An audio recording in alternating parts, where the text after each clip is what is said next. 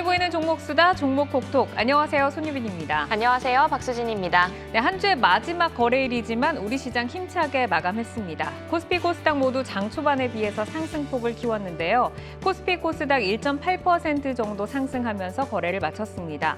한미 정상회담을 앞둔 기대감이 증시를 이끌었다라고 볼 수가 있는데 특히 통화 스와프에 준하는 협력 추진 뉴스에 환율 안정화 기대감이 피어오르면서 소폭이지만 환율도 내려주면서 외국인의 매수가 돌아와 줬습니다. 중국 봉쇄 완화에 경기 부양 의지도 확인이 되면서 아시아 투자 심리가 개선된 모습이었습니다. 네, 이에 따라 바이든 대통령 방한과 관련한 테마의 움직임이 오늘 활발했습니다.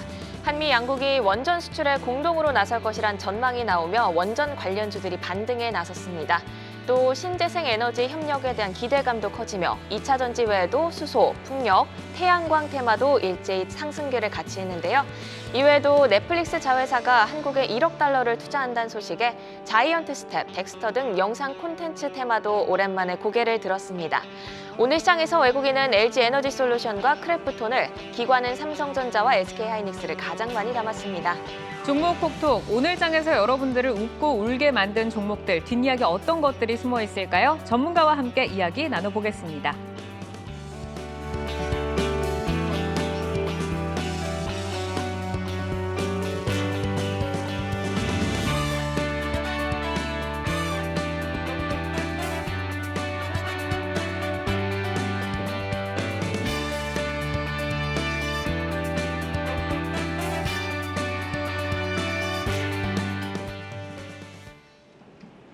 금요일 종목 콕톡 오늘 함께해 주실 세 분 소개해드립니다. 이경락, 김영철, 박우신 와운의 파트너 자리해 주셨습니다. 안녕하세요. 안녕하세요. 안녕하십니까.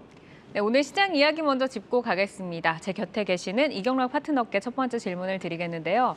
이제 한 주를 마감하는 금요일이 그래도 기분 좋게 한 2% 가까이 상승을 마감을 해줬습니다. 자, 한미 정상회담으로 인한 양국 협력에 대한 기대감도 있고요. 또 중국 부양 의지들도 호재로 좀 작용을 했다라고 볼 수가 있는데 요즘에는 시장의 연속성이 워낙 약하다 보니까 연속성이 있을까가 좀 중요할 것 같습니다. 오늘 호재로 부각된 이슈들 영향 그리고 다음 주 전망 어떻게 보시나요? 일단은 뭐 미시장 대비해가지고 굉장히 견고했죠. 그러니까 시장에서 좋다, 살 것 같다 이런 분들도 많이 계실 것 같은데 일단은 가장 우리가 잊지 말아야 될 게 지금 인플레이션 우려감이 굉장히 커요. 근데 인플레이션 쪽에서 식품 가격이 지금 대두부터 시작해서 돈육, 밀, 옥수수 계속 치고 나가고 있기 때문에 먹고 살기도 힘들어 죽겠는데 무슨 소비냐. 당연히 시장에서 우려감이 발생할 수밖에 없는 건데요. 다음 주에 바이든 대통령의 방안을 떠나서 중국의 시진핑과의 전화회담이 있을 거예요. 그러면 시장 일각에서 지금 이런 생각을 한단 말이죠.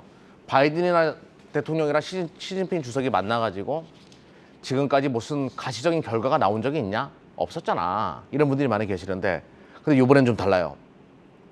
10월 달에 바이든 대통령의 중간선거, 10월 달에 시진핑 주석의 세 번째 임기 연장 시즌이거든요. 임기 연장을 위해서 조금 전에 말씀드렸던 식품 가격 같은 이런 인플레이션을 막아줘야 됩니다.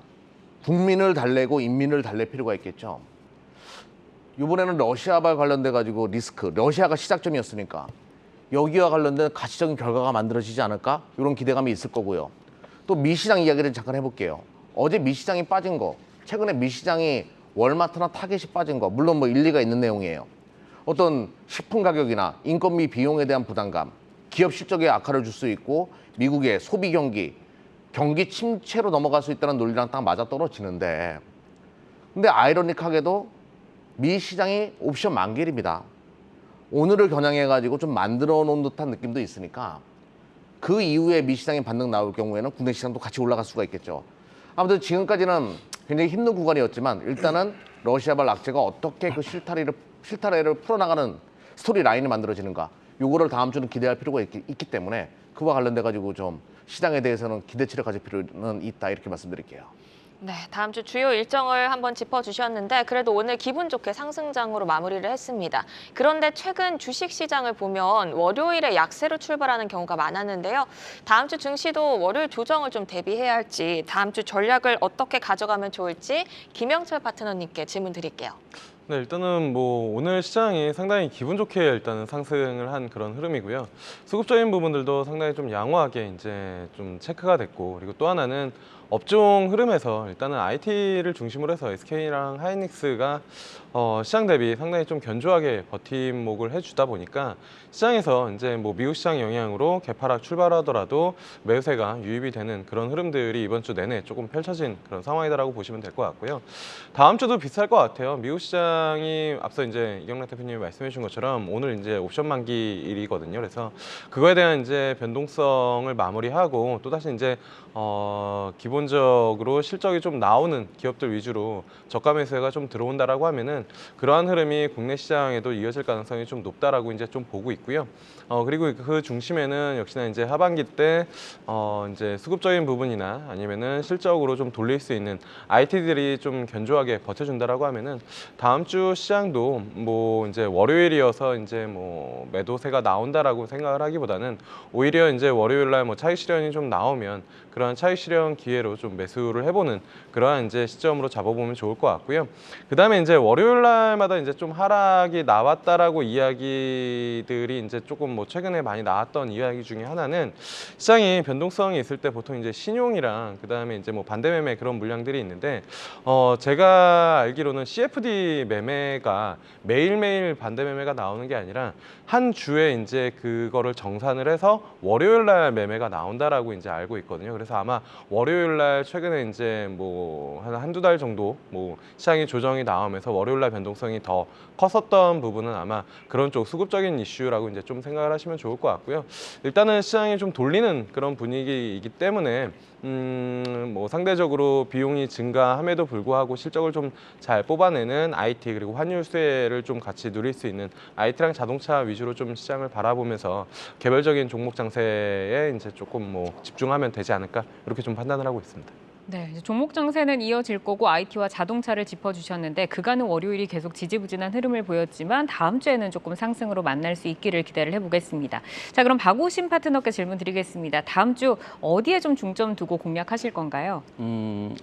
일단 오늘 시장을 보면서 전 되게 큰 변화가 있었다라고 사실 생각을 해요. 오는 시장 딱 하루에 최근에 봤던 수급 중에 가장 나이스한 수급이 들어왔기 때문에 이거는 우리가 간과히 가볍게 볼 문제는 아닌 것 같고 사실 오늘 이러한 수급이 없었다면 저는 한 6월 중순까지는 어떤 일단의 기술적인 부분에 의거한 단기적인 변동성 장세를 계속 보고 종목별 장세를 생각을 하고 있는데 오늘 수급이 분명 저는 의미가 있다라고 보고 이게 월요일날 연속성만 보여준다면 향후에 저는 빠질 때마다 주식을 사야 되는 구간이 온다라고 판단까지도 하고 있어요. 그래서 시장을 어느 시점부터 이제 긍정적으로 보느냐에 대한 시기적인 문제가 아닌가라는 생각을 합니다. 그래서 월요일날 만약에 전반적으로 뭐 앞서 뭐 월요일마다 하락을 했었다라는 뭐 이야기도 해주셨지만 뭐 그러한 형태의 또 조정이 발생을 하고 수급이 오늘 일회성으로만 좀 그친다면 그렇게 된다면 저는 한 6월 중순까지는 조금은 더 이런 개별 종목 장세가 지속이 되면서 그 이후에 전반적인 시장 자체가 좋아질 가능성은 일단 보고 있고 그게 아니라면 이제부터는 빠질 때마다 사야 된다. 그래서 사실 오전만 해도 2600 밑에 레벨, 즉 2500 어떤 지수 때면은 주식은 항상 사야 되는 때라고 저는 나이브하게 좀 보고 있는데 사실 오늘 이제 지수가 어느 정도 레벨까지 올라오다 보니까 이제 여기서는 또 크게 빠져야 2600 아래로 내려가야 갈 수 있는 상황이 되지 않습니까? 그러니까 이 대전제는 변함은 없는 것 같아요. 지금은 인플레이션에 대해서 많이들 얘기하는데요. 가격에 다 반영됐습니다. 이거는. 오히려 인플레이션이 문제가 아니라 리세션이 문제고요. 리세션은 올지 안 올지 몰라요. 아무도 모릅니다. 이건 파월도 모르고 우리도 모르고 아무도 몰라요. 그러니까 나중에 시간이 지나봐야 시간이 알려주는 결과값을 가지고 시장은 좋게도 볼 거고 나쁘게도 볼 거라는 말이죠. 그래서 그런 것들을 너무 우선시해서 걱정하실 필요는 없고 오히려 굉장히 긍정적인 시그널들이 나타나고 있다. 조금 더 저는 공격적으로 다음 주에는 시장을 봐도 되지 않을까라는 판단을 좀 하고 있습니다. 네, 일단 오늘 양호한 수급에 큰 의미를 부여하셨어요. 연속성만 있다면은 적극적인 매매가 유효하다고 짚어주셨습니다. 그러면 이경란 파트너님께 마지막 질문 드릴게요. 다음 주 증시에 대한 기대감이 있다고 하셨는데 시장 공략 포인트 한번 짚어주실까요? 일단은 최근에 뭐 IT를 중심으로 해서 또 2차 전지 그리고 최근에 이제 공장 자동화 관련된 기업들이 좀 치고 나가거든요.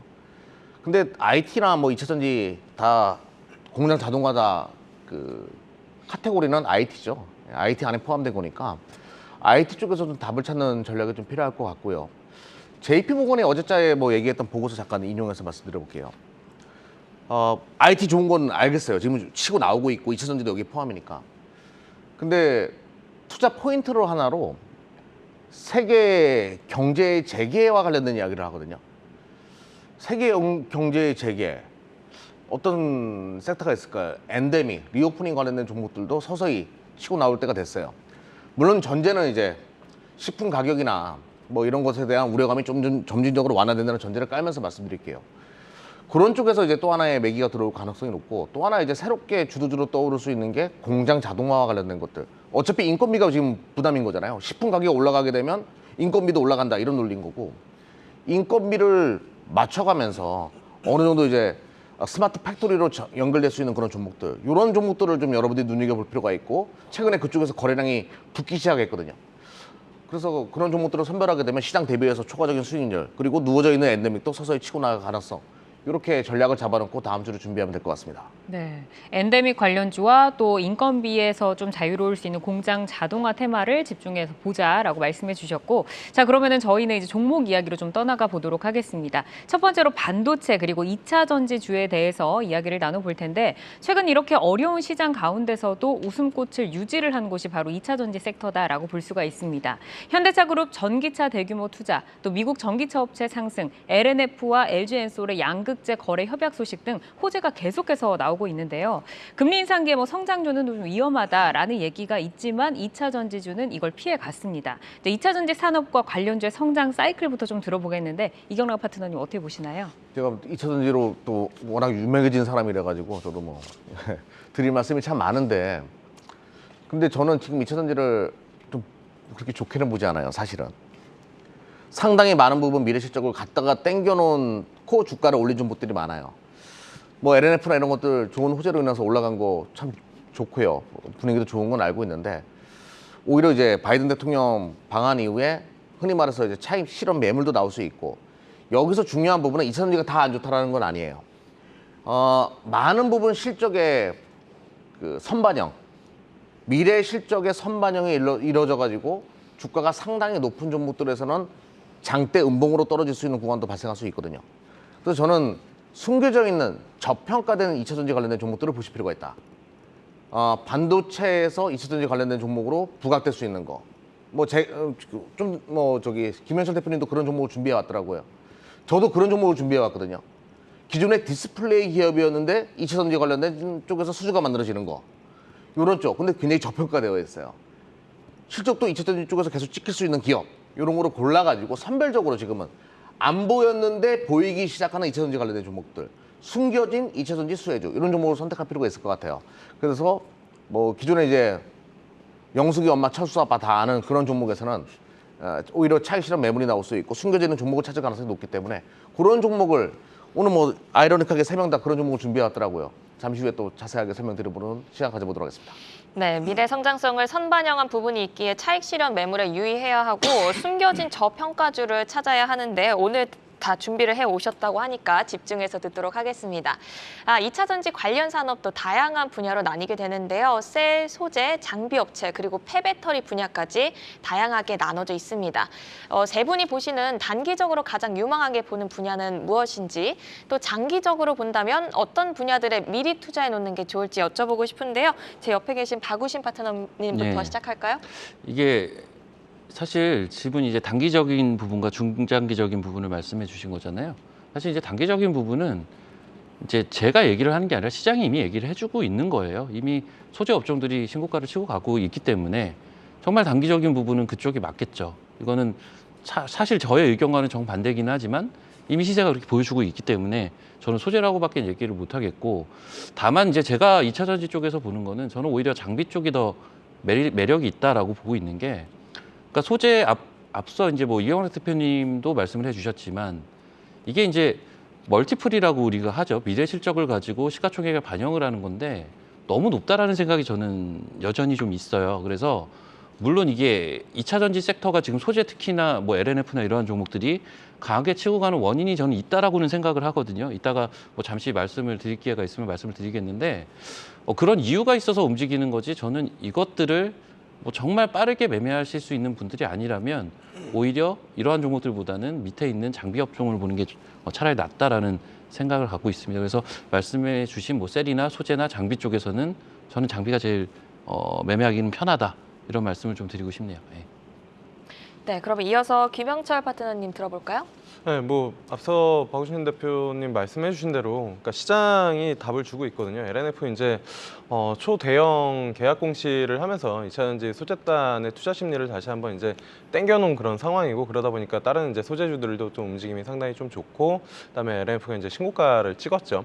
그런데 이제 그 안에서 LNF는 신고가를 찍었는데 에코프로비엠은 이제 신고가를 못 찍었단 말이에요. 그리고 또 하나 이제 2차전지 소재단이라고 시장에서 일컬어지는 종목들 중에서 신고가를 이제 찍은 게 나노신소재거든요. 그러니까 시장에서 그 첨가제 쪽, 그러니까 작년, 재작년인가 정말로 아주 핫하게 그 시장에서 리포트가 부각이 되면서 그 이제 마법의 가루라는, 그래서 이제 뭐 나노신 소재, 그다음에 이제 대주전자 재료, 그다음에 이제 뭐 첨보, 이렇게 이제 세 개의 종목들이 이제 시장에서 부각을 받았는데 작년 연말부터 이제 2차전지 종목들 안 좋으면서 같이 조정을 받았다가 이번에 이제 2차전지 단에서 신고가를 친 게 이제 나노신 소재랑 그다음에 이제 LNF거든요. LNF는 뭐 시장에서 아시는 것처럼 좀 전에 코멘트 드린 것처럼 계약 공시가 있어서 신고가를 친 건데, 나노신 소재는 그런 개념보다는 시장에서 이제 이 첨가제 쪽에 대해서 조금 더 이제 수급이 들어오는 그런 흐름들을 좀 보여주지 않았나라고 이제 좀 판단을 하고 있어서, 나노신 소재 주가가 이제 뭐 크게 빠지지 않고 옆으로 좀 횡보를 한다면 그 밑에 단에 있는 첨보나 아니면은 대주전자 재료 이런 종목들 같은 경우에는 또 다시 시장에서 좀 더 관심을 받지 않을까라고 이제 좀 보고 있어서 그 두 종목 정도는 좀 관심 있게 봐도 괜찮지 않을까, 이렇게 좀 판단을 하고 있습니다. 네, 일단 박우신 파트너는 장비 쪽, 그리고 김영철 파트너님은 소재 쪽에서 첨가제 딱 꼽아주셨고, 그럼 이경락 파트너님은 어떠세요? 저는 뭐 서두에도 말씀드렸는데 장비, 소재, 첨가제 이런 거 벽을 나를 필요 없다라고 봐요. 비싼 건 안 되고요. 싼 거 고르셔야 됩니다. 금리 인상 시기예요. 굉장히 싼데 2차전지 쪽에서 매출이 찍히는 기업들이 있어요. 여기서 답을 다시 찾아야 돼요. 많은 사람들이 지금 뭔가 또 이제 착각하고 있는 분들이 많이 계시던데, 항상 주식은 우르르 몰려갔다가 우리 처음에 동학개미라고 해서 대한민국 증시 올라간 다음에 삼성전자 사야 된다. 그래서 주가 빠지니까 역시 주식은 미국이지. 서학개미 갔다가 또 빠지니까 비트코인 갔다가 지금 다 아장난사신 분들 많이 계실 겁니다. 주식은 쫓아가서 매매하는 게 아니에요. 숨겨져 있는 종목을 찾는 거죠. 2차 전지인데 안 올라간 거, 그거 찾아야 돼요. 우리가 또 강연회를 그와 관련된 주제를 가지고 강연회를 또 준비했는데, 오는 다음 주 토요일 날 28일 날 오후 2시에 그 여의도 손해보험협회에서 진행하거든요. 거기서 또 숨겨져 있는 2차 전지 관련된 종목들 얘기할 거예요. 아무튼 그런 종목을 지금 선택해야 된다는 얘기죠. 여러분들 아무튼 오늘도 뭐 그런 종목 준비해 왔는데, 아무튼 그런 종목들 안 보는 거, 영숙이 엄마 철수 아빠 안 보는 거, 그걸 찾아내야 되는 게 과제다라고 말씀드릴게요. 네, 이미 이제 신고가 랠리를 이어가고 있는 그런 기업에 베팅을 하는 것보다는 시장에서 아직 못 찾은 그 흙 속의 진주 같은 종목들을 좀 찾아보자라고 답변을 주셨습니다. 자, 그럼 저희는 이제 반도체 장비주로 좀 넘어가 볼게요. 장비, 아직까지는 시장이 좀 관심을 주지 않았다라고 언급을 해주셨는데, 반도체 장비주에 비해서 그래도 더 힘을 쓰지 못하던 게 바로 삼성전자와 SK하이닉스입니다. 근데 최근에 좀 반가운 수급 변화가 나오면서 반등도 나오고 있는데, 미 바이든 대통령이 이제 방한 첫 일정으로 삼성 평택 반도체 공장을 방문을 하죠. 그래서 긍정적 모멘텀이 지금 작용을 하고 있습니다. 자, 저희가 좀 주목을 해야 할 이슈와 전략 포인트를 좀 들어보겠습니다. 김영철 파트너님 어떻게 보시나요? 일단 뭐 삼성전자, SK하이닉스는 시장에서 미치는 영향력이 반도체라는 큰 흐름을 빼더라도 시가총액 사이즈에서도 국내 시장을 이제 대표한다라고 보고 있는데, 그러니까 국내 시장이 작년 6월 달부터죠. 거의 한 1년간 이제 하락을 하면서 지수 자체의 모양은 이제 별로 좋지는 않은데, 상대적으로 삼성전자랑 SK하이닉스는 그러니까 먼저 이제 내용적인 측면을 얘기하기 전에 수급적인 측면이랑 뭐 기술적인 측면을 보면은 21선 위에 올라와 있다라는 거거든요. 그리고 추가적으로 저점을 깨지 않는 그런 흐름이고요. 그다음에 이제 SK 하이닉스랑 삼성전자뿐만이냐라고 보면은 미국에서 이제 마이크론 같은 기업들도 상대적으로 다른 이제 빅테크 기업들이 상당히 고점 대비 조정이 나왔음에도 불구하고, 그리고 최근에 증시의 변동성이 큼에도 불구하고 미국 시장 조정받은 날 상대적으로 다른 섹터들보다는 덜 조정을 받고, 그다음에 올라올 때는 또 견조하게 움직임이 좀 나오고 있는 그런 흐름이에요. 그래서 비단 국내 시장뿐만이 아니라 뭐 미국에 있는 반도체 기업들이나 아니면 대만 기업들, 이런 기업들 보면은 확실히 이 반도체 쪽에서는 하반기로 갈수록 긍정적인 시그널과 그다음에 흐름들이 좀 이어질 것이다라는 시장의 기대감이 분명히 있다라고 판단을 하고 있고요. 그다음에 뭐 주가 흐름들로 보더라도 다른 여타 업종 대비 움직임이 좀 좋다라는 건데, 왜 좋냐라고 보면은 결국에는 이러한 이제 그 빅테크 관련된 기업들이 이 앞전에 상당히 좀 좋긴 했지만, 디램이랑 낸드 쪽 그리고 서버향 쪽에 대한 성장이 여전히 시장에서는 갈 수밖에 없는 그러한 이제 큰 흐름이다라고 이제 좀 판단을 하고 있는 것 같고요. 그러다 보니까 시장에서 이쪽으로 수급이 좀 들어오고 있다. 그래서 저는 상당히 좀 긍정적으로 부담 없이, 지금 환율단이라면 부담 없이 좀 접근해 볼 수 있는 그런 섹터이지 않을까라고 보고 있습니다. 네, 하반기에 대한 기대감을 좀 짚어주셨는데, 반도체 관련주도 저희가 소부장이라고 하죠. 뭐 반도체 소재, 부품, 장비 이렇게 나뉘는데 소재, 부품, 장비 중에 어떤 분야를 또 선호하시는지 질문을 드려보겠습니다. 박우신 파트너님부터 말씀해 주실까요?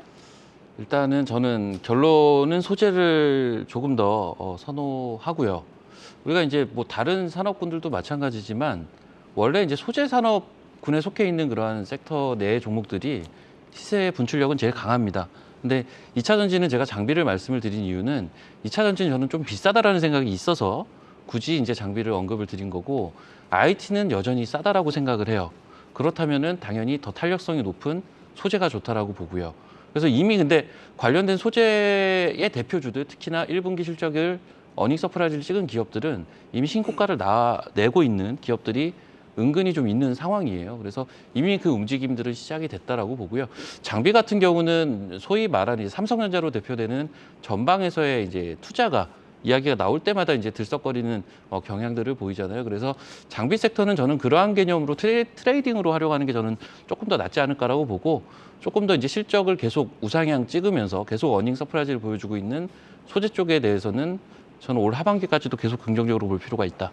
이런 판단을 좀 해보고 있습니다. 네, 박우신 파트너님은 소재 쪽을 언급해 주셨고, 김영철 파트너는 어디 부분을 더 좋게 보세요? 저도 마찬가지로 일단은 소재 쪽을 좀 좋게 보고 있는데, 지금 2차 전지 장비나 아니면 IT 장비 단들이 상대적으로 소재단보다 조금 못 가는 이유는 앞서 말씀해 주신 것처럼 소재단이 이제 주가의 상승률이나 탄력도가 훨씬 더 좋기 때문에 시장에서 선호한 부분들도 있고, 그다음에 이제 그 발주를 주는 대기업들이 이 하반기랑 그 이제 내년까지의 약간 전망이나 이런 것들이 워낙 이제 지정학적 리스크나 인플레이션 이런 것들이 있기 때문에 발주를 제대로 이제 좀 뭐 하지 않는 것 때문에 상대적으로 시장에서 이제 좀 덜 선호하는 그런 부분이 있기 때문에, 개인적으로는 뭐 지금 IT 쪽에서는 소재단을 좀 매매를 하는 게 맞지 않을까라고 보고 있고요. 그리고 시장에서 이미 그런 이제 소재단 관련된 종목들은 움직임이 좀 좋은 것 같아요. 그러니까 뭐 세정 장비든지 아니면 계속 소모품으로 이제 소모성으로 이제 사용되는 그런 이제 반도체 소재 관련된 기업들은 뭐 발주가 나오더라도 추가적으로 더 이제 뭐 많이 쓰일 수 있는 그러한 흐름이기 때문에 소재단을 중심으로 좀 전략을 짜보는 게 유리하지 않을까, 이렇게 좀 생각을 하고 있습니다. 네, 두 분 다 소재 분야를 포인트로 잡아주셨는데, 이경란 파트너님은 어떠세요? 저는 이제 요거로 좀 시청자 여러분들을 예시를 좀 좋게 드릴게요. 과거에 탱크가 지나가도 안 망가지는 다리미를 만든 기업이 있었어요. 엄청난 다리미죠. 근데 그 기업이 어떻게 됐을까요? 망했어요. 실적의 연속성. 하나 팔고 그러면 계속 그것만 쓰지 않겠습니까? 실적의 연속성이 있어야 되는 거거든요. 장비 업체들은 그 실적의 연속성에 대한 우려감이 있어요. 반도체 쪽은. 그러다 보니까 소재 부품에 대해서 뭐 두 분의 전문가분들께서 다 그렇게 말씀해 주신 것 같고, 근데 저는 소모성 부품 이야기를 할게요. 소재는 당연히 계속 생산할 때마다 들어가니까 뭐 동진 세미캠, ENF 테크놀로지, 솔브레인 뭐 다 좋은 기업도 엄청나게 많습니다. 소모성 부품을 얘기 안 하셔가지고 최근에 소모성 부품 기업들 중에서 소켓을 만드는 기업이 있거든요. 테스트 소켓이에요. 뭐 ISC, 리노공업, TSE 실적이 다 어닝 서프라이즈가 발생했어요. 왜 그러냐면 메모리 반도체랑 비메모리 반도체 이 소켓 다 들어가거든요. 그리고 지금 반도체 식각이나 증착에 들어가는 소모성 뭐 링이나 커츠 만드는 기업들, 이 기업들 다 어닝 서프라이즈예요. 이런 것들은 실적의 연수성이 계속 발생하다 보니까 또 비메모리 반도체 시장이랑 또 연결될 수 있고 등등. 여러분들이 사야 되는 종목들, 접근해야 되는 종목들은 소모성, 부품과 소재단에 정말 많으니까요. 이것도 강연회 때 오시면 자세하게 또 설명드리는 시간 가져보도록 하겠습니다. 네. 이제 마지막으로 이경락 파트너님은 소모성 소재에 주목을 하자라고 말씀을 해주셨고요. 오늘 또 계속해서 저희가 종목 이야기를 나누니까 끝까지 시청하시면서 체크해 보시면 좋을 것 같습니다. 자, 그럼 다음 종목으로 넘어가 보도록 하죠. 2차 전지주인 원준에 대해서 이야기 나눠보도록 하죠. 양극재 소송로 시장의 50% 이상을 과점하고 있는 기업입니다. 이제 원준은 현재 2차 전지 열 처리 장비, 이 소성 장비 기술이 독보적이다라고 볼 수가 있다라고 하던데 실제로 그런가요? 실제 이 관련된 일을 할 수 있는 뭐 가장 근거리에 있는 회사는 일본의 회사가 하나가 있어요. 근데 실제적으로 이제 국내의 어떤 경쟁 업체와 비교를 해보자면 이제 하나그룹 계열의 이제 경쟁 업체가 있거든요. 근데 기술력 자체가 원준에 비해서는 좀 많이 떨어진다고 하더라고요. 그래서 실제적으로 이 장비가 그 한 50m 길이 정도 되는 좀 대형 장비라고 해요. 그래서 이 부분 자체를 이제 무시를 할 수가 없다 보니까 아무래도 이제 기술력이 조금 더 좋은 기업의 제품을 쓸 수밖에 없는 그런 상황이다라고 보시면 될 것 같고, 애초에 이 원준이라는 회사가 관련된 장비를 처음에 납품을 했던 기업들이 포스코케미칼과 LG화학 쪽이었어요. 그래서 그쪽부터 이제 시작이 돼서 계속 이제 캐파를 늘려왔던 기업이고 매출처를 다변해 왔던 기업이기 때문에 일단 관련된 기술력은 확실히 확보를 하고 있다. 그리고 이렇다 할 경쟁 업체 자체가 일본의 한 업체, 그리고 우리나라 업체는 사실은 제가 볼 땐 경쟁 상대는 좀 되지는 않는 것 같아요. 그래서 이제 그러한 부분들 감안한다면 뭐 기존의 MS를 뺏길 일도 딱히 없어 보이고 오히려 매출처가 해마다 늘어나고 있기 때문에 그러한 부분에 있어서는 확실히 성장성을 좀 가지고 있지 않나 이런 생각을 하고 있습니다. 네. 네, 그리고 또 원준에서 주목하는 게 전고체 배터리용 열처리 장비인데요. 이 전고체 분야가 기술적으로 개발이 힘들지만 그만큼 미래 성장성에서는 아주 좋은 점수를 받습니다. 이 원준의 전고체 전지 분야 기술력이 어디까지 왔다고 볼 수 있을까요? 이게 이제 작년에 소위 말하는 이제 파일럿 장비를 납품을 한 이력이 있어요. 이 전고체 관련된 가장 뭐 글로벌리하게 기술력이 있다고 하는 기업에 납품을 한 그러한 레퍼런스다 보니까 이 부분은 분명히 나중에 어떤 숫자로 보여줄 수 있는 소위 성장 동력으로 자리매김을 할 수가 있다라고 보는데, 문제는 사실 이제 2차 전지가 최근에 이제 숫자를 찍어내는 쪽은 전고체 쪽은 아닙니다. 그래서 이 부분은 말 그대로 나중 일이라고 보시면 되겠고, 하지만 그쪽에 대한 기술력도 충분히 확보를 하고 있다라는 개념으로 오히려 이해를 하시는 게 맞을 것 같고요. 최근 시장에서는 앞서도 제가 이제 장비를 봐야 되겠다라는 이유가 멀티플이 사실 싸기 때문인데, 멀티플이 싼 것도 싼 거지만 이게 전반적인 키워드가 인플레이션 때문에 긴축이 나오고 리세션으로 넘어가는 거기에 대한 키워드가 현재 잡혀 있기 때문에 실적으로 확실하게 찍어줄 수 있는 기업들을 선호해요. 그러다 보니까 IT나 2차 전지를 보면 그렇게 캐파 증설에 지금 사람들이 환장하는 겁니다. 그래서 관련된 이슈가 나오면 그 기대치를 갖고 이거는 실적이 찍힐 거니까 하고 땡기는 거거든요, 주가를.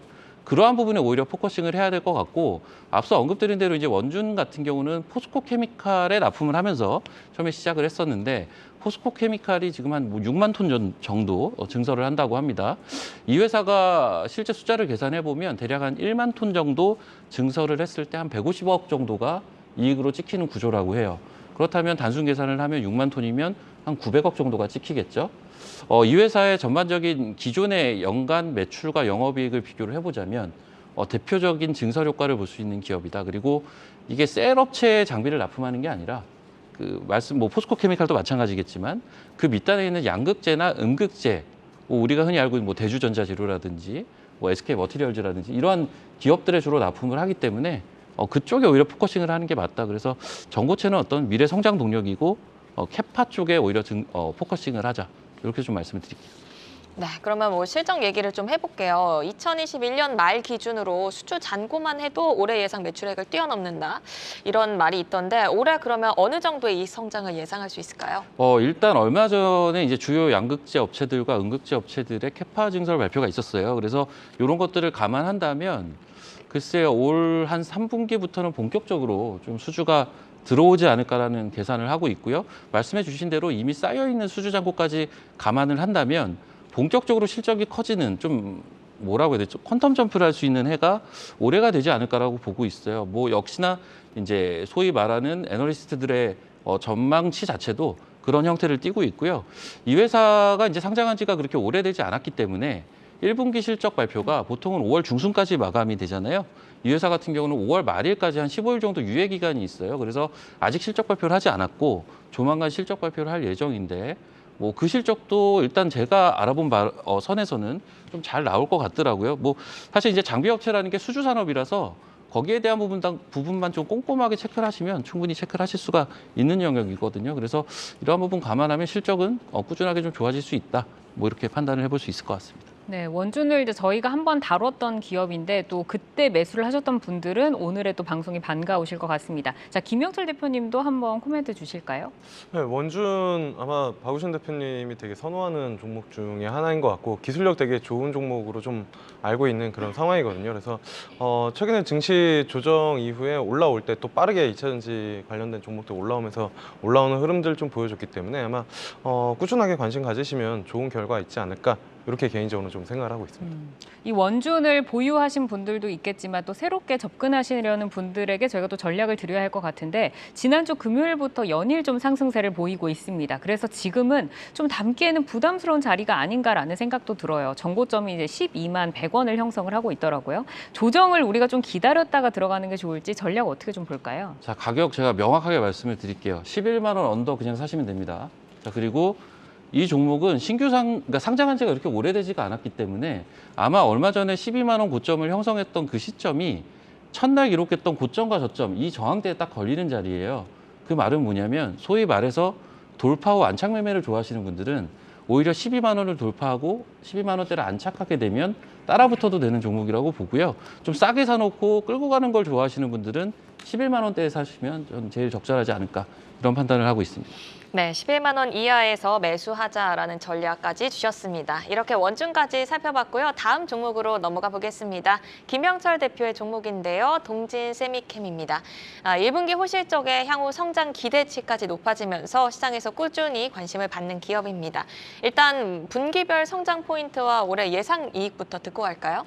사실 이 종목은 이제 뭐 흔히 말하는 FM 가이드나 아니면은 이제 뭐 그런 리포트 쪽 애널리스트 분석 보고서 모아놓은 쪽에 이제 들어가봐도 가이던스가 그렇게 많이 있지는 않아요. 왜냐면은 회사가 IR을 그렇게 적극적으로 하는 회사는 좀 아니고 시장에서도 이미 뭐 이 기업을 아시는 분들은 그렇게 인식을 좀 하고 있는 그런 상황이기 때문에 근데 1분기 실적만 놓고 봤을 때는 실적이 상당히 좋아지는 게 눈으로 보이고 있는 그런 상황이고요. 아마 2분기, 3분기 올해 실적에 대한 기대치가 상당히 좀 높아지면서 주가가 그에 따라서 움직임이 좀 나오지 않을까 이렇게 좀 판단을 하고 있는 그런 상황입니다. 그래서 실적에 대해서는 뭐 어떻게 숫자로 뭐 몇 퍼센트나 아니면은 이러한 이제 가이던스가 좀 있다라고 코멘트 드리기는 어렵지만 분명히 1분기 실적의 흐름들을 좀 보면 이게 단기간에 그냥 한 분기에 좋아진 실적이 아니라 꾸준하게 이제 하반기로 갈수록 실적이 더 좋아질 가능성이 높다. 이렇게 좀 뭐 판단을 하고 있습니다.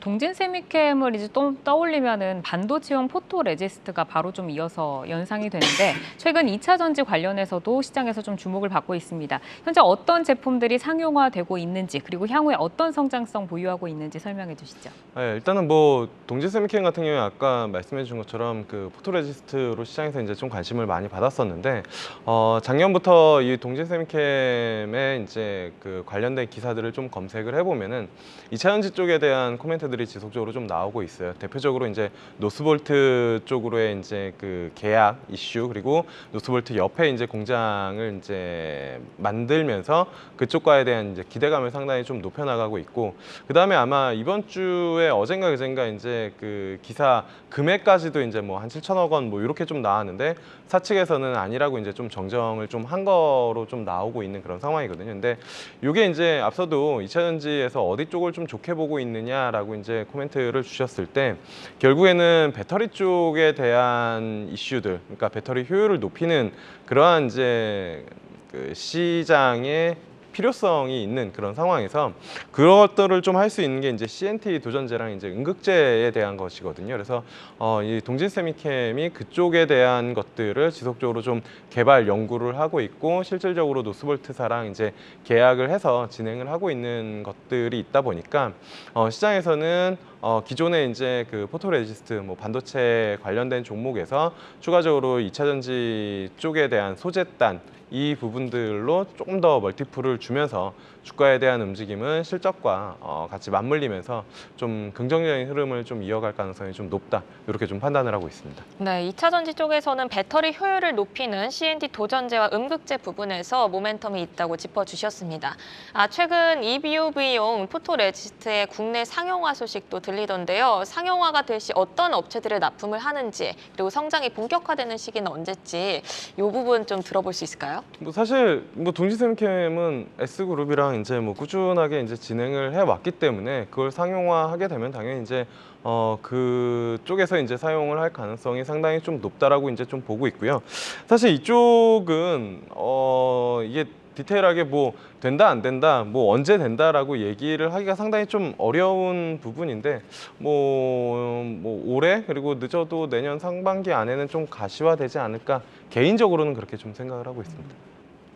그러면 이제 주력 제품으로 알고 있는 3D 낸드 플러시 반도체용 포토레지스트로 좀 보면 여기에 이제 관련된 시장의 수급 현황 그리고 올해 매출액 이런 거 어떻게 좀 예상을 하시나요? 사실 이게 앞서도 말씀드렸지만 동진세미캠이 숫자로 그러니까 이 종목을 아시는 분들은 분석 보고서를 한번 찾아보면 이 숫자가 나오지 않는 그런 기업이거든요. 왜냐하면 회사에서 IR을 이제 좀 적극적으로 하고서 이제 그 애널리스트랑 이제 코멘트를 하면서 이제 대략 이 정도의 이제 가이던스를 시장에다가 이제 던져주면은 숫자가 좀 찍히면서 이제 그러니까 그거를 예상을 하면서 이제 시장에서 이제 좀 분석을 하는데 그러한 분석이 많이 없는 그런 기업이고 약간 후행적으로 투자를 할 수밖에 없는 기업 중에 하나예요. 그러니까 실적이 1분기 때 이제 그러니까 작년 4분기랑 1분기랑 이렇게 보면서 좋아지는 흐름들이 나오면 이 업황이 다시 이제 좀 상당히 좀 좋아지고 시장에서 관심을 받는구나 이렇게 이제 생각을 하면서 약간 어떻게 보면 후행적으로 숫자를 보면서 투자를 해야 되는 기업 중에 하나인데 개인적으로 판단하기에는 4분기, 1분기 숫자가 좀 좋아지고 있는 그런 상황이기 때문에 올해의 이쪽에 대해서 이제 상당히 좀 긍정적으로 좀 보고 있고요. 그 다음에 이제 뭐 이쪽 관련된 현업의 사람들의 얘기들을 좀 들어보면 상당히 2분기 때에도 실적이 좀 좋아질 가능성이 높다라고 이제 좀 보고 있습니다. 그래서 2분기 실적이 이제 7월 중순이잖아요. 저는 그때까지 상당히 좀 모아가는 전략을 한다면 상당히 좀 좋은 결과가 있지 않을까 이렇게 좀 말씀드려보도록 하겠습니다. 네, 그렇게 IR이나 뭐 주주와의 그런 뭐 소통이 적극적이지 않은 회사다 보니까 이번에 그 노스볼트 공급한 그 유럽 공장도 700억의 매출이냐 7천억의 매출이냐 지금 시장에서 사이즈가 너무 크죠? 네, 아주 좀 크더라고요. 그래서 예측하기가 좀 어려운 기업이다라고 좀 생각이 드는데 그럼 이경락 파트너님께 이 종목에 대해서 이야기 좀 들어볼까요? 제가 옛날부터 많이 투자를 해왔던 기업이라 가지고 너무 잘 알죠. KRF 포토레지스트, 낸드용 포토레지스트 세계 시장 점유율 50% 이상을 차지하고 있어요. 그리고 좀 전에 이제 수치를 정확하게 알 수가 없다. 전기차 쪽은 모르죠. 뭐 노스부트가 공장 가동률, 수율이 어떻게 개선될지 모르니까 개선할 수가 없지요. 그런데 이거는 생각을 하셔야 돼요. 동지세미캠이 굉장히 보수적인 기업인데 노스부트 옆에다가 공장을 지었다? 그게 뭐 700억 때문에 지었겠습니까? 그건 확실하게 우리가 알아야 되는 부분인 것 같고 일각에서는 조 단위로 넘어갈 수 있다 이런 의견들도 있는데 그것도 몰라요. 노스부트 수율이 어떻게 되는지는 알아야 되니까. 근데 그만큼 동지세미캠도 장고 끝에 투자를 했다는 얘기는 큰 돈이 되겠다라고 판단한 것 같아요. 그래서 지금은 2차 전지 쪽으로도 봐도 되는 기업이니까 당연히 멀티플의 확대, 주가는 좋을 수밖에 없고 또 낸드 관련돼 가지고도 기대 가질 수 있고 EUV 본격적으로 삼성전자가 기계 빌려줬습니다. 야, 이거 한번 돌려봐라. 그렇게 해서 돌려가지고 맞춘 거예요. 삼성전자에서 엄청나게 쓰겠죠. 앞으로 성장할 수밖에 없는 기업이니까 이런 거는 장기적으로 참 매력적이죠. 네, 일단 3D 낸드용 포토레지스트가 세계 시장 점유율 1위를 차지하고 있는 기업이고 EUV용 포토레지스트 상용화에 대한 모멘텀까지 짚어주셨습니다. 동진 세미캠 주가 보면은 차근차근 상단을 높여가고 있는데요. 향후 성장성을 볼 때 어느 정도의 밸류에이션 매력도 있을까요? 개인적으로는 이 앞전에 동지semicam이 그 기업 외적인 걸로 이제 이슈가 좀 있었잖아요. 그때 이제 변동성이 있었던 상단 위쪽으로 움직임이 충분히 좀 나올 수 있어서 저는 5만 원대 이상까지는 주가의 상승 여력을 좀 봐도 되지 않을까 이렇게 좀 판단을 하고 있습니다. 네, 동진세미캠에 대해서 좋은 의견들을 주셨고 5만 원대 이상까지 가격 전략을 들어봤습니다. 자, 그럼 마지막 종목으로 가보겠습니다. 이경락 파트너님의 종목인데 SFA입니다. 이제 1분기 실적 내용을 보면 2차 전지 수주 그리고 매출이 증가를 한 것이 특징적이다라고 하는데 2차 전지 관련 부문 성장 배경 그리고 향후 전망부터 좀 들어볼까요? 이게 원래 그 두 MC분이 아실런지 모르겠네요. 아몰레드 알아요? 그거? 알죠. 아시래. 아리가 섭섭하네요. 또 이게 OLED 관련된 기업으로 이제 디스플레이 장비로 많이 알려져 있죠. 그런 기업으로 알려져 있다가 공장 자동화, 물류 이런 거, 쿠팡에서 물류 다루고 막 이러는 거 많이 보셨을 겁니다. 그런 물류 자동화 기업으로 또 알려져 있다가 최근에는 반도체 쪽에서도 반도체 이제 자동화 그런 기업으로 알려져 있는데 갑작스럽게 2차 전지 쪽에서의 매출이 디스플레이 쪽보다 많아지기 시작했어요. 그러니까 원래 주식이 밥이었는데 라면이 밥으로 바뀐 거죠, 주식으로. 그런 상황이 벌어지다 보니까 아니 지금 2차 전지 관련된 기업으로 봐야 되는 거 아니냐 이런 분위기가 있는 거예요. 올해 2조 이상의 2천억이죠. 2천억 이상의 영업이익을 예상하는데 시가총액이 1조 5천이니까 멀티플이 10배가 안 됩니다. 2차 전지 장비 기업인데 그런 맥락으로 좀 보시면 될 것 같고 또 하나 이제 최근에 월마트랑 타겟이 실적이 안 좋아졌어요. 사람을 구할 수가 없다. 월마트에서 매니저를 구하는데 2억 이상을 줘도 못 구한다. 이런 얘기가 나옵니다. 이렇게 되면 자동화 공정이 필요하거든요. 공장도 마찬가지입니다. 생산 라인, 제조업에서 이제 점진적으로 선진국은 자동화 공정이 필요한 시대로 넘어가요. 이거를 대한민국에서 공장 자동화 스마트 팩토리 딱 대명사 딱 대라. 그러면 저요! 네, SFA입니다. 이런 분들이 많이 계실 거예요. 그만큼 스마트 팩토리와 관련돼 가지고는 알려져 있는 기업이니까 당연히 최근에 주가가 살아날 수밖에 없는 그런 구조의 모습을 보여주는 거죠. 그리고 그런 맥락으로 지금은 굉장히 2차 전지 관련된 장비 기업들 멀티플 30배, 40배 이렇게 주는데 10배가 안 되니까 굉장히 매력적인 가격대에 있는 종목이다. 그래서 여러분들에게 소개를 설명을 드린 그런 이유였습니다. 네, 일단 매출 비중으로 보면 비디스플레이가 59% 정도인데 이 부분 성장이 2차 전지 이쪽이 주도했다고 하더라고요. 이렇게 2차 전지 쪽도 좋은데 반도체 그리고 유통 쪽도 말씀을 해주셨잖아요. 신규 수주 전망도 밝던데 부분별 매출 비중과 수주 현황도 한번 들어볼까요? 부분별 매출 비중은 지금 디스플레이랑 2차 전지 쪽이 제일 많은 곳으로 파악이 되고 글래스 제조가 있어요. 글래스 제조랑 유통 그리고 반도체 쪽에 이제 골고루 포진되어 있는데 요 기업은 또 이제 흥미로운 게 뭐가 안 좋으면 뭐가 더 좋아요. 그래서 꾸준하게 성장해 왔어요. 근데 2차 전지 쪽이 지금 팍 치고 나오는데 제가 개인적으로는 이제 물류나 일단 다른 제조업 쪽에서의 자동화 공정이 매출액을 확 끌어올릴 가능성이 높아 보입니다. 지금 인건비 굉장히 높아졌죠. 계속 이런 추세라고 하면 공장 자동화에 대한 니즈가 많아지기 때문에 시장에서는 작년 대비해가지고 한 20-30% 성장할 거다 이렇게 예상하는데 아니에요. 하반기로 가면 갈수록 50% 갑작스러운 성장으로 넘어갈 수가 있기 때문에 그런 맥락으로 본다라고 하면 저는 유통 쪽에 대한 기대감이 굉장히 크다. 물류 쪽. 이거는 좀 가질 필요가 있을 것 같아요. 언제까지 사람이 지게차로 나르는 그런 시대를 할 수는 없는 거잖아요. 예. 네, 이제 사업을 다각화하다 보니까 안정적인 성장을 계속해서 이어가고 있다라고 말씀을 해주셨고, 그럼 저기는 이제 자회사를 좀 한번 짚고 가겠습니다. 자회사인 SFA 반도체인데 1분기에도 깜짝 실적을 발표를 하면서 연결 실적 호조세로 이어졌고요. SFA 반도체도 이익 성장 추세가 따라서 좀 지속이 될까요?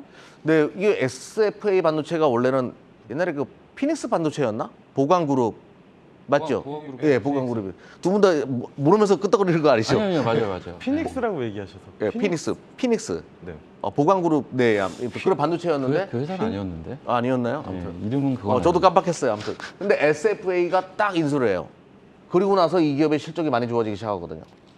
후공정 패키징 쪽은 지금 다 좋지 않습니까?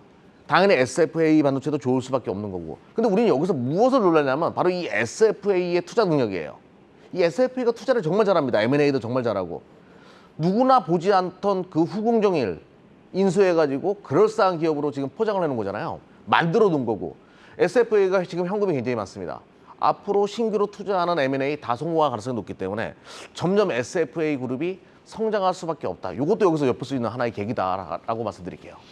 네, 일단 뭐 자회사 실적 호조세, 전방 산업 뭐 매출 다변화까지 하반기로 갈수록 실적 증가세는 더 커질 것으로 보이는데요.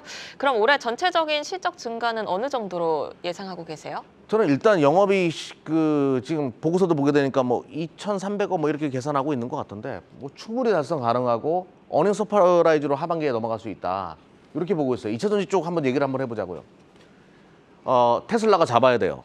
테슬라도 국내 기업 잡아야 되고 뭐 노스보트도 국내 기업 잡아야 됩니다.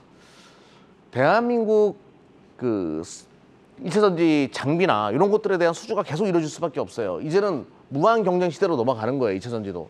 요거를 잡는 것이 20세기의 기름을 잡는 거기 때문에 앞으로 엄청난 기업들의 투자가 예상된다라고 하면 당연히 실적은 좋아질 수밖에 없고 신규로 떠오르고 있는 장비 기업이니까 또 자동화잖아요. 제가 2차전지 공장 갔다 온 방문 PNT 갔다 온 거 얘기 좀 잠깐 해볼게요. 일자로 쫙 되어 있어요. 거기서부터 시작해가지고 쫙 돌아가면서 진행하는데 이게 다 자동화예요. 자동화 공정은 필요하기 때문에 SFA는 계속 수주를 따낼 수밖에 없다. 이렇게 보는 거죠.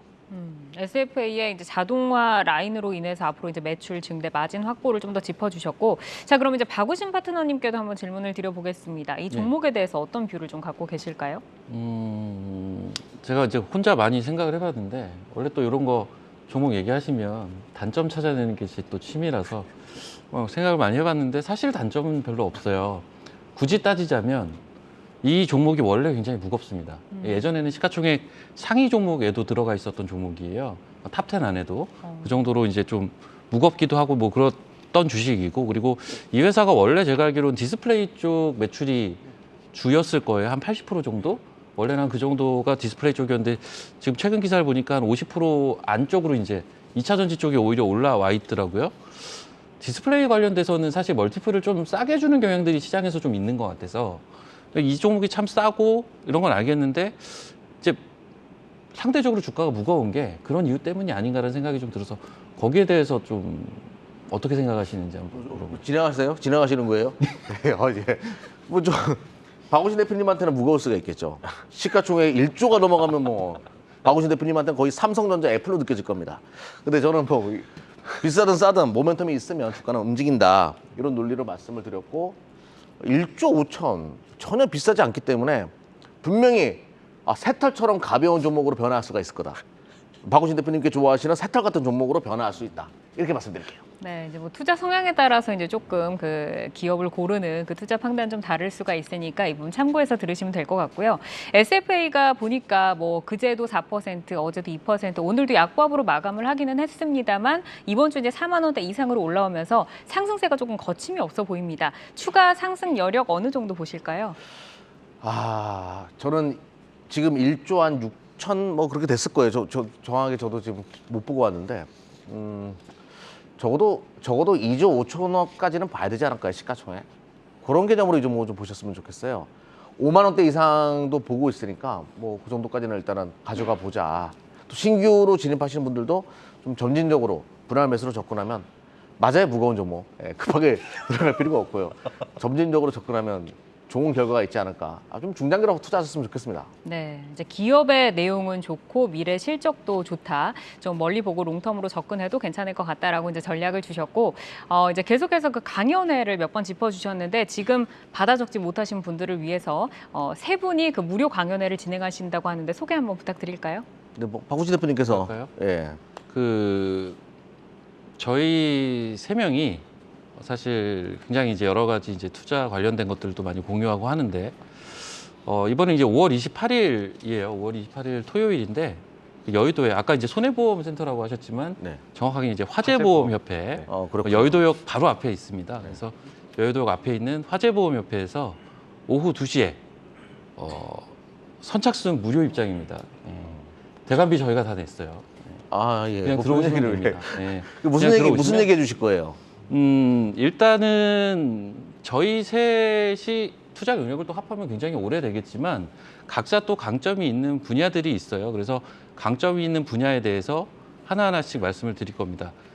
저는 이제 기술적인 부분들을 많이 말씀을 드릴 거고요. 옆에 계신 우리 김영철 대표님은 어떤 일정이라고 해야 되죠. 즉 증시 관련된 일정 관련된 부분들을 많이 이야기를 해주실 거고, 또 우리 이경락 대표님께서는 이제 뭐 어떤 밸류 측면에서의 문제라든지 내지는 전반적인 총괄적인 이야기들을 많이 해주실 거예요. 그래서 전반적으로 한번 듣고 가시면 여러분들의 어떤 주식에 대한 부분들이 많이 눈이 튀어지지 않을까라는 판단을 하고 있습니다.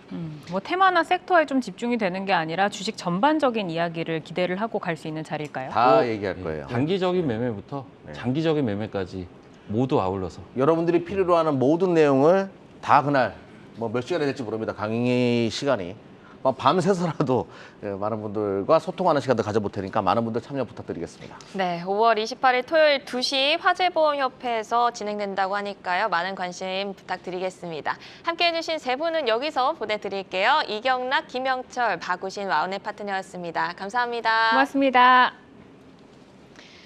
네, 다음 주부터는 오후 4시 이 시간 내일을 여는 오늘장 힐링 마무리 투데이 한경 코리아 마켓으로 찾아옵니다. 네, 내일을 여는 오늘장 힐링 마무리 투데이 한경 코리아 마켓과 함께 더 알찬 정보, 더 알찬 전략으로 찾아뵙겠습니다. 다음 주 오후 4시에 찾아뵙겠습니다. 고맙습니다.